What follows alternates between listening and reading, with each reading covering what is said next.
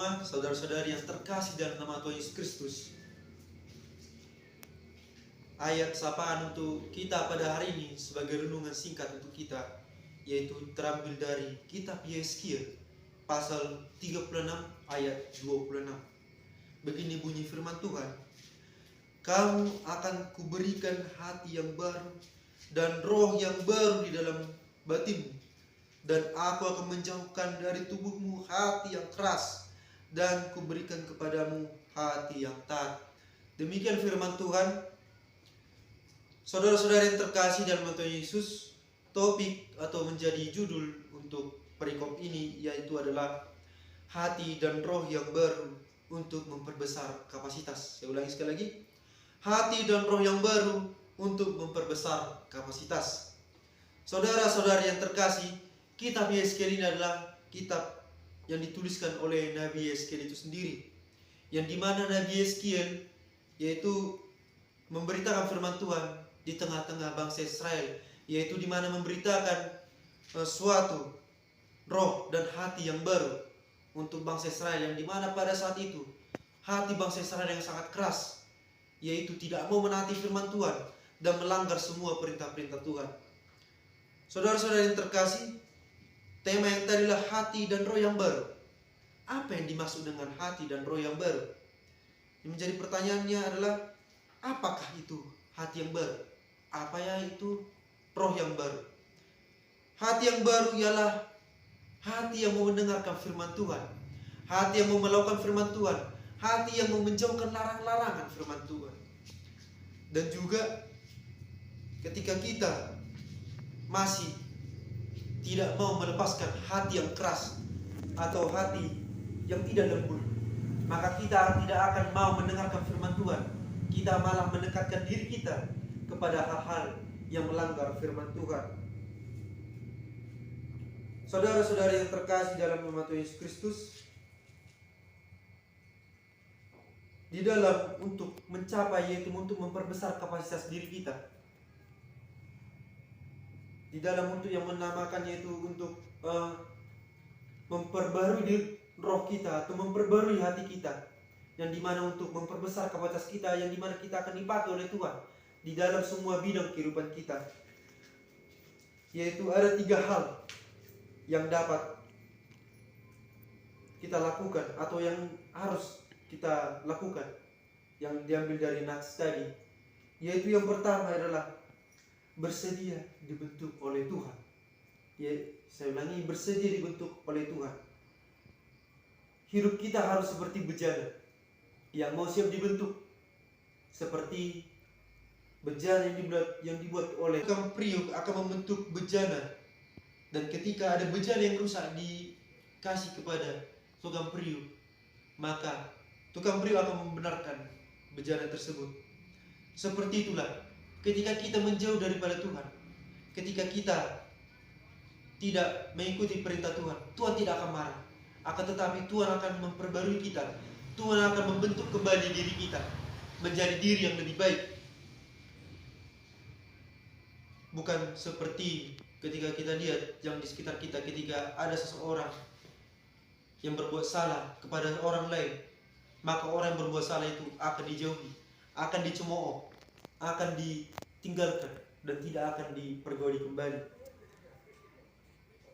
Seperti pada Yesaya 45 ayat 9 mengatakan bahwa apakah yang kau buat atau apa yang telah dibuatnya, engkau pembentukannya Tuhan.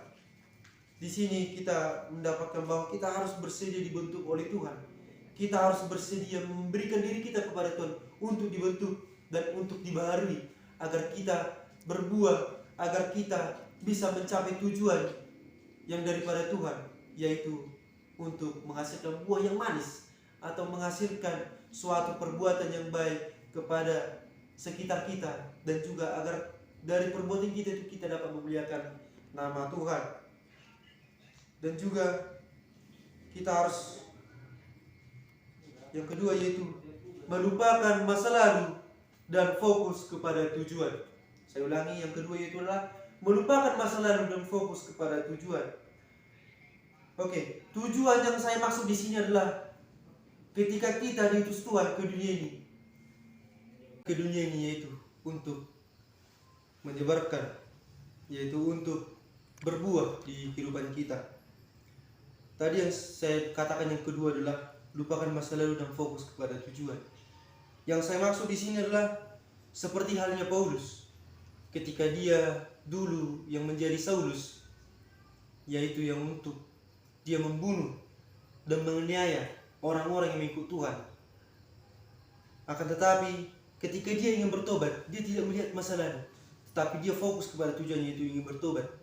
Karena dia yakin bahwasanya dia telah diampuni oleh Tuhan, dan Tuhan memperbarui dirinya, hatinya tidak keras lagi. Yang dulunya dia melarang firman Tuhan dan dulunya dia tidak mendengarkan firman Tuhan, tetapi ketika dia bertobat, dia mendengarkan firman Tuhan dan melakukannya.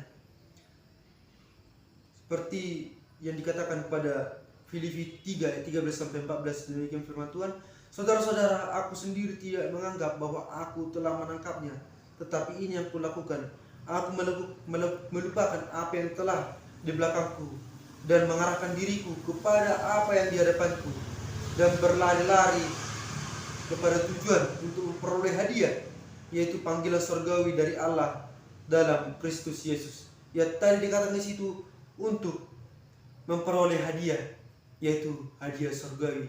Dan ketika kita melakukan firman Tuhan, Tuhan akan memberikan roh yang lembut kepada kita dan akan mendapatkan kapasitas yang besar, dan Tuhan akan memakai kita di kehidupan kita sehari-hari.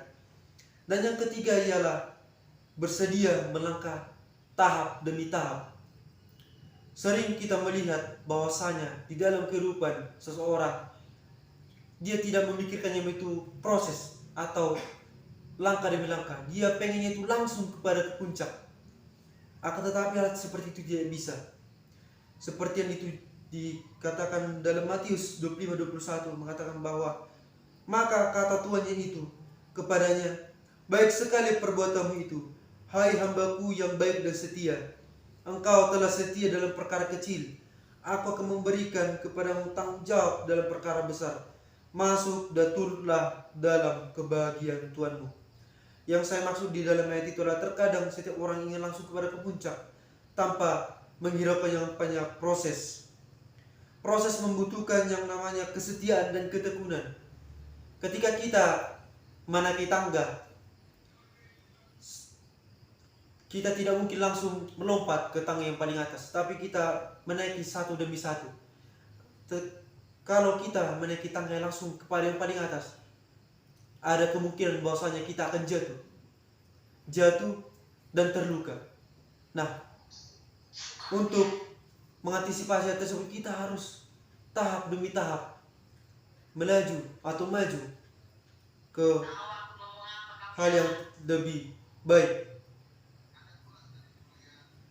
Dan seperti tadi, ketika kita sudah lulus kepada perkara kecil, kita akan diberi kepada perkara besar. Nah, di sini akan kita tahu bahwasanya kita telah diberi roh yang lembut dan hati yang lembut, dan kapasitas kita terbesar, kapasitas yang diberikan Tuhan lebih lagi. Hal yang kita dapat perbuat lebih dari orang lain yang tidak dekat kepada Tuhan. Dan juga setiap orang ingin mencapai yang namanya keterdekatan kepada Tuhan. Marilah kita memiliki hati yang lembut.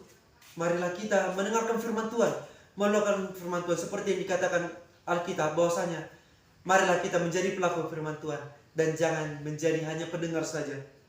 Dengan hal tersebut, Tuhan akan memberikan kapasitas diri kita menjadi lebih besar, dan kita akan dipakai di kehidupan kita sehari-hari dan menjadi buah yang manis dalam memuji dan memuliakan nama Tuhan. Demikian renungan yang bisa saya sampaikan. Semoga renungan ini menjadi bermanfaat bagi kita semuanya. Shalom, Tuhan memberkati.